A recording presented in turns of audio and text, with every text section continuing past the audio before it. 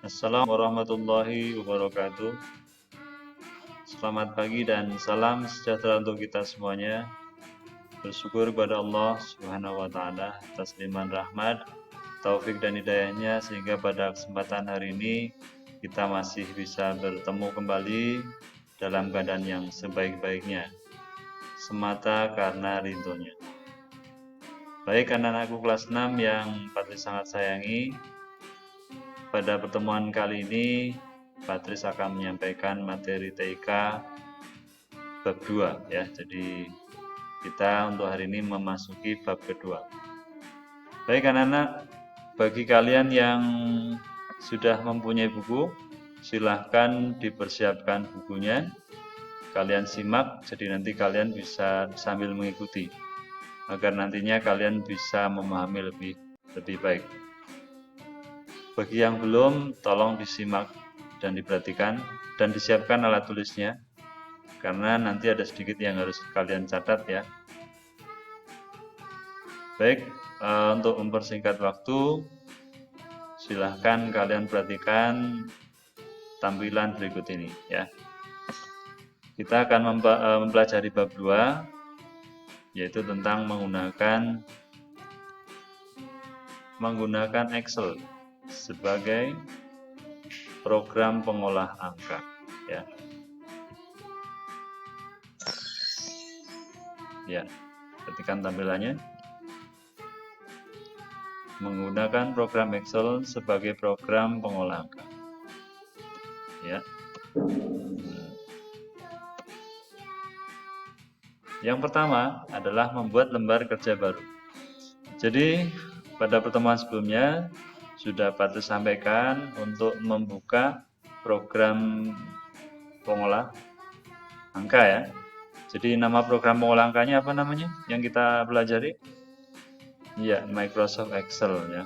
Jadi yang kita pelajari adalah Microsoft Excel yang program ini berjalan pada sistem operasi Windows ya. Baik, untuk membuka program ini, program Microsoft Excel juga kalian sudah pernah membacanya dan semoga sudah pernah mempraktekannya ya. Jadi bagi kalian yang mungkin di rumah sudah ada perangkat komputernya, silahkan bisa sambil dipraktekkan ya. Jadi menyimak, membuka buku, boleh sambil mempraktekannya, karena kita sementara dibatasi oleh jarak ya. Jadi kalian tidak bisa praktek secara langsung bersama Patris di sekolah ya. Jadi silahkan bagi yang ada alatnya dan juga ada programnya, silahkan sambil dicoba ya. Baik, langkah membuka program Microsoft Excel 2010 ya. Jadi yang kita pelajari adalah yang versi 2010. Langkahnya, yang pertama klik logo Windows ya, di kiri bawah. Kemudian klik all program, Microsoft Office, dan pilih Microsoft Excel 2010 ya. Jadi yang kita pelajari yang 2010.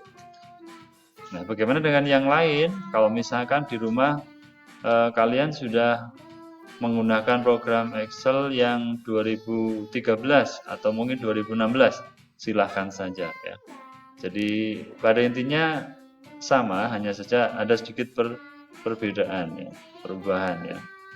Karena apa? Jadi yang menciptakan program ini tentunya akan selalu mencari kelemahan dan kelebihannya. Kalau kelebihannya mungkin dipertahankan ya, dan kalau kelemahannya mungkin dihapus, sehingga ketika ada yang lebih baik lagi, maka yang menciptakan program ini selalu memperbaruinya gitu ya. Nah, itulah untuk program ataupun software dari Microsoft Excel. Baik, berikutnya tampilan Microsoft Excel seperti ini ya. Jadi setelah kalian melakukan dengan langkah yang benar, maka tampilan Excel seperti pada layar berikut ini. Perhatikan betul ya. Mungkin yang sambil membuka di komputer sudah ada ya di tempat kalian mungkin.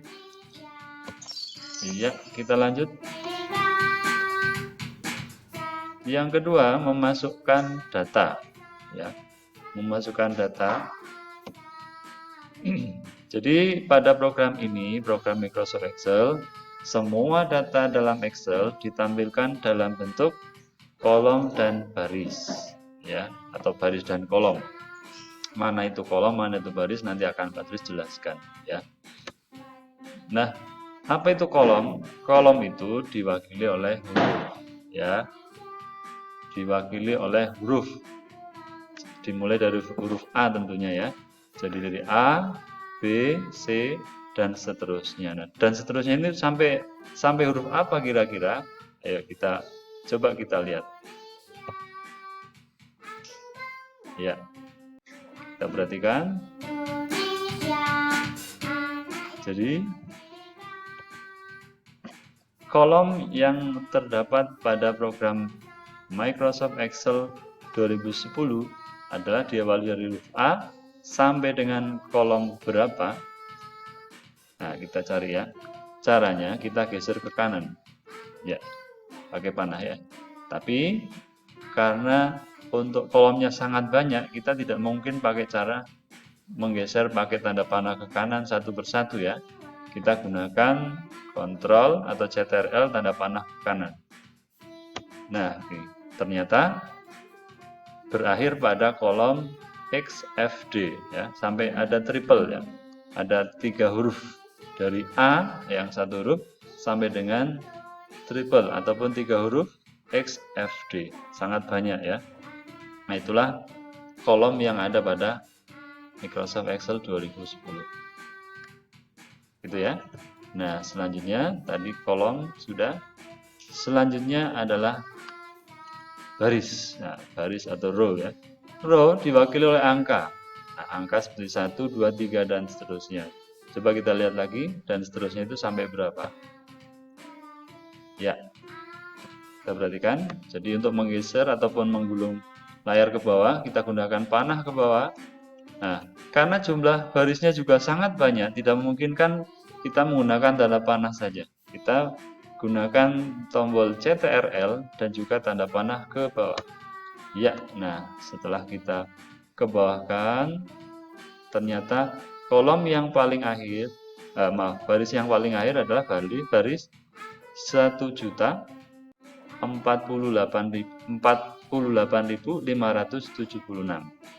atau 1048576. Ini adalah baris terakhir. Nah, itu ya. Jadi sangat banyak sekali. Nah, sangat banyak sekali ya. Karena apa? Sampai 1 juta baris, 1.048.576 baris. Nah, itu ya. Sekarang kalian sudah tahu berapa banyaknya baris, berapa banyaknya kolom. Baik.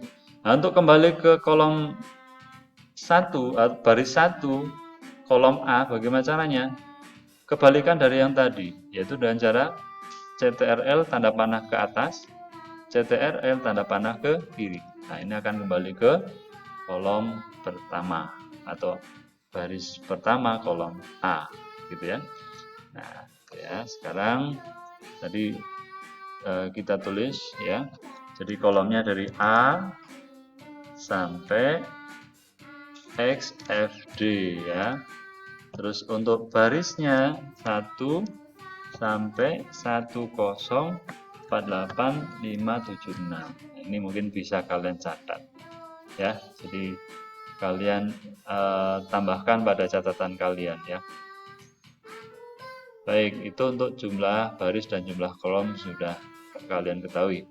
Berikutnya sel. Nah, apa itu sel? Sel artinya adalah perpotongan, area perpotongan antara kolom dan baris. Jadi sel itu yang mana? Perhatikan di layarnya. Nah, ini sel, yang disebut sel ya ini. Perpotongan antara kolom dan baris. Ini baris ya. Ini baris, ini kolom. Nah, perpotongan di sini. Nah, cara membaca sel bagaimana? Nah, cara membaca sel adalah yang nyala ini. Jadi dibaca kolomnya dulu. Yaitu G berapa? G3. Ada di sini. Ya. G3. Itu ya.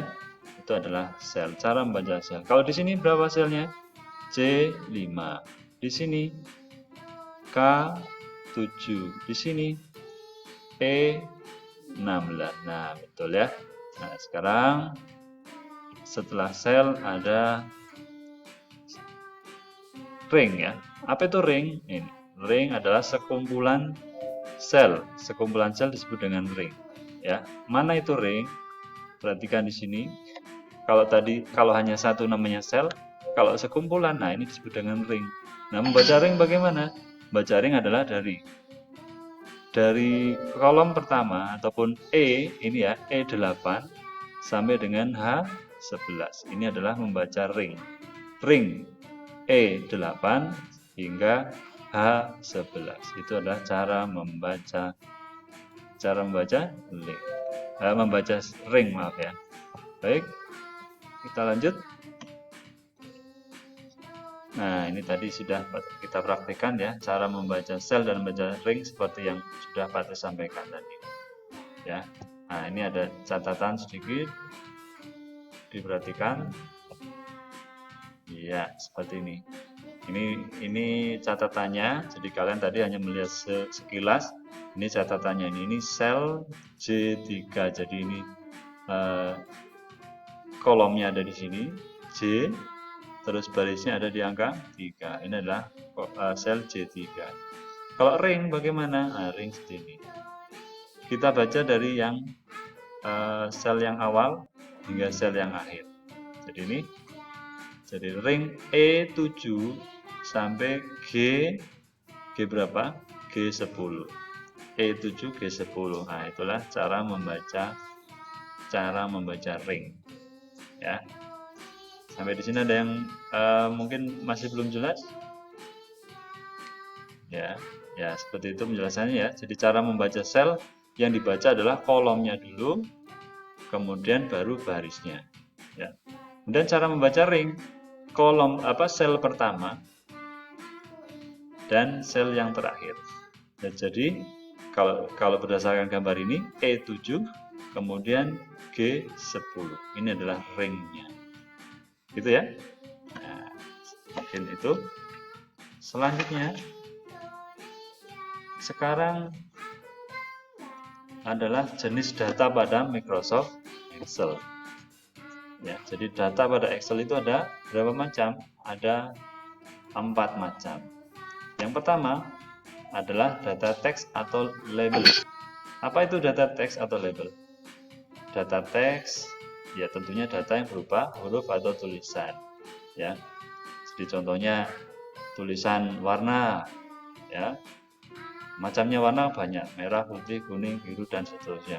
Itu adalah kalau ditulis di dalam kolomnya atau di dalam selnya itulah yang dibaca sebagai data teks atau label. Terus yang kedua, data angka. Data angka ya data yang berupa angka ya dari 1 sampai ya dari 0 sampai 9 ya. Kalau digabungkan kan ada 10, 11 dan seterusnya ya. Tentunya angkanya dari 0 sampai 9. Itu adalah data angka. Kemudian yang ketiga ada data formula. Formula ini berupa rumus. Formula itu sebenarnya rumus. Contohnya rumus mencari rata-rata ya. Rumus perkalian misalkan. Jadi 5 kali 5 di Excel itu menulisnya tidak 5x5 ya, tidak, tapi menggunakan tanda bintang. Nah, untuk pertemuan berikutnya nanti akan Pak Tris sampaikan ya. Itu untuk formula. Yang keempat adalah data fungsi. Nah, ada fungsi statistik ya, ada macam-macam nantinya ya. Itu yang perlu Pak Tris sampaikan pada pertemuan awal ini. Kita bersambung pada pertemuan berikutnya ya. Namun sekarang Pak Tris memberikan tugas terlebih dahulu untuk mengakhiri pertemuan ini ya. Silahkan kalian kerjakan di mana? Di kertas folio bergaris ya. Kemudian hasil pekerjaannya tidak usah difoto, tidak usah dikirim ya. Kumpulkan bersama tugas-tugas yang diberikan oleh guru kelasnya masing-masing. Begitu ya. Baik. Mungkin sekian dulu dari Pak Tris.